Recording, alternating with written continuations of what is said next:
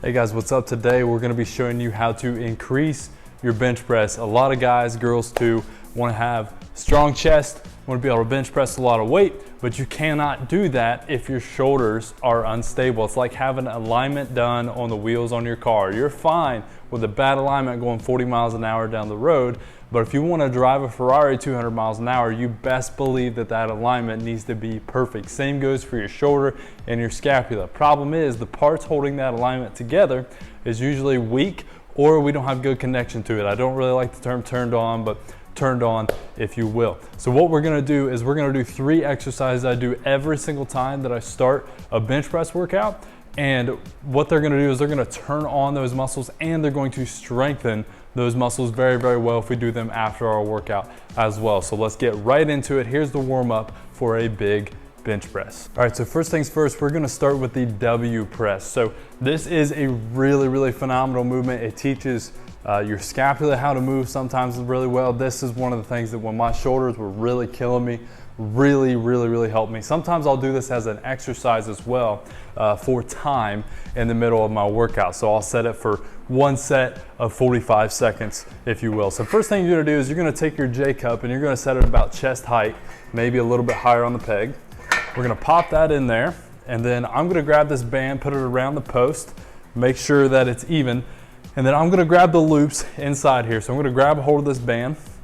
Now the first part on your setup is the most important part. You have to have good posture. So if we do this movement and strengthen bad posture, rolled shoulders, you're gonna be strong in this position, and trying to press out of that is gonna cause you a lot of issues. So we're gonna get in here, get our band even. We're gonna lock our hips first, so we're not gonna have any deviation through the lower spine. We're gonna lock our hips. We're gonna have our chest up tall, shoulders just behind us, like you're standing for an award.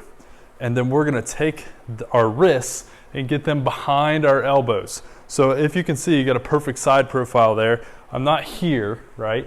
I'm up tall, my wrists are behind my elbows, that's the ticket. Usually I'd use a yellow band, by the way. I don't have one at home, this one's kind of tough. But I'm gonna get a wrist behind the elbows, and I'm gonna maintain that, pulling back on the band as I press up over my head. Now a lot of people, you'll come down, you wanna do this slow, they'll land here.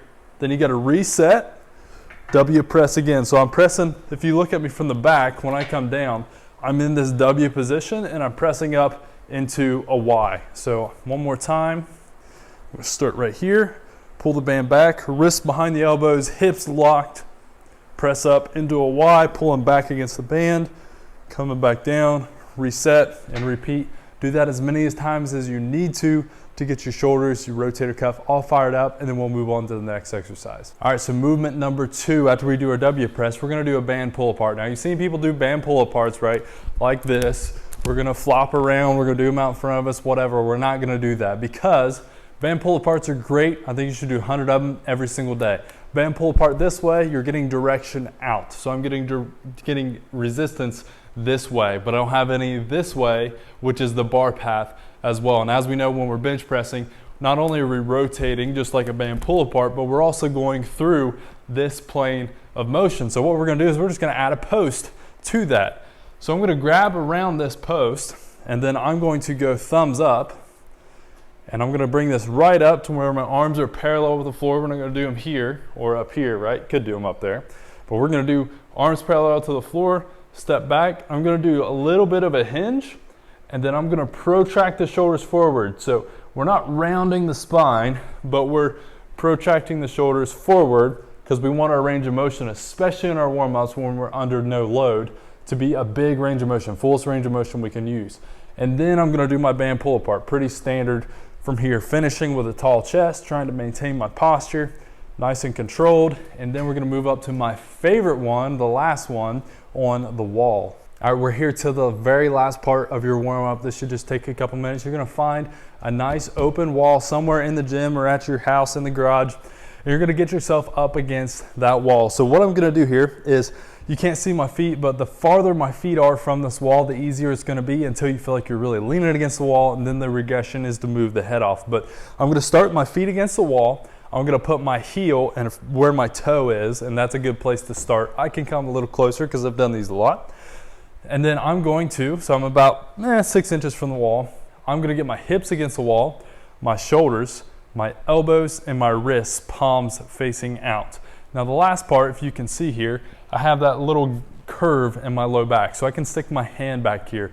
Now that's a natural curve in your spine. We're gonna make that go away while we're doing our W press. Reason being, whenever we reach over our head, our shoulder wants everything to move out of the way because our scap's not very strong, and we compensate through our lower spine. Now what we want to do is we're trying to work those muscles, so we're going to take that compensation away and force it to move. So we're going to get up against the wall, and we're going to push our low back into the wall, like forcefully, not just passively hope it stays there. I'm driving into this wall through my abs, pushing my low back down, and I'm going to make a double chin. I'm going to tuck my chin. I want the little nodule on the back of my head to be touching the wall.